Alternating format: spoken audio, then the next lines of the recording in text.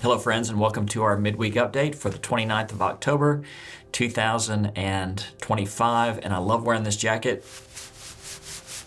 It's very swishy in the microphone, so I'm going to try to hold really still and just move my head from the rest of this video.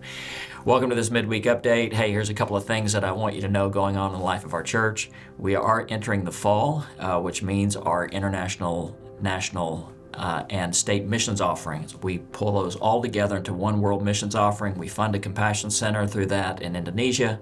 So $344,000 is our goal. So I'm asking you to consider giving faithfully and sacrificially to that. Every penny leaves this church to go around the globe to fund missions and missionaries. You know what? We're not even going to clean this up. This is just the raw footage of the midweek update. Missions and missionaries all over the globe. Please give sacrificially to that. Also, we do sweet potatoes and stuffing donations for John 3:16 Ministries for their Thanksgiving baskets coming up. So as you're shopping, pick those items up at the store, drop those at the blue bins around campus, and we'll get them over to John 3 as we serve our community well. And then two specific dates in November I want you to be aware of. November 2nd is our Serve Somewhere Sunday. So right now, about 80% of our church family serves in some capacity, but that also means that 20% don't. And if you're a part of that 20%, we're not looking to fill a spot. We're looking to help you use your gifts and to serve the Lord through this church by using the gifts God has given you to glorify Him. So you'll see all of our opportunities for serving in the church, missions around the world, mission trips, etc. Check out that Sunday. And then the next Sunday, November 9th, Jeff Elkins celebrates his 25th anniversary as our minister of worship, and we're going to roast him that morning really good. No, we'll toast him a little bit too, but we're going to have some special guests. I'll still be teaching that morning, but we're going to recognize God's faithfulness as exemplified through Jeff and Jane Elkins.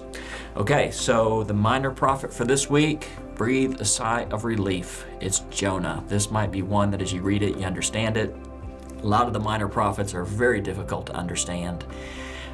So let me do this. Let me encourage you to read the book of Jonah every day this week. Read it all the way through. It takes about 5 minutes. As you go through each day, maybe you focus on a different chapter. Just pay a little extra attention. So in chapter 1, what I want you to notice is that God reminds Jonah of who he is. By sending the wind, he creates a crisis. The crisis leads to questions, and the sailors ask Jonah 5 questions to remind Jonah of who he is. And maybe you take a day and you ponder, who are you? And let God, through His Spirit and through His Word, remind you of who you are as His creation, but also as His child in need of saving through Jesus Christ. Then you get into chapter 2, Jonah in the belly of the fish. And you'll notice that Jonah spends chapter 2 in prayer. Notice as you read this that all of the prayers that Jonah recites in the belly of the fish are found in other places in the Bible, particularly the Psalms. So Jonah was a man already steeped in prayer, and he took some of the prayers that he already knew, and this time they had a depth of meaning, and he used those when he was in a distressing time. Maybe take some time to reflect on where those prayers come from in the Psalms and how they too can equip you for those difficult times. Then maybe you spend a day on chapter 3.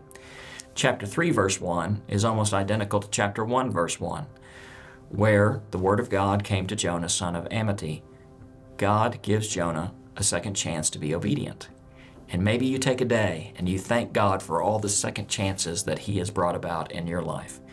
And then when you get to chapter 4, Jonah is angry at God, but as I've said before, it's better to be on speaking terms with God and be angry than not be on speaking terms at all. And so Jonah kind of blames God for being God. I know you are compassionate and gracious, slow to anger, abounding in love. That goes all the way back to when God revealed Himself to Moses in Exodus 35, those same words. And maybe it's time for you to be reminded of who God is. Last big picture of the book of Jonah.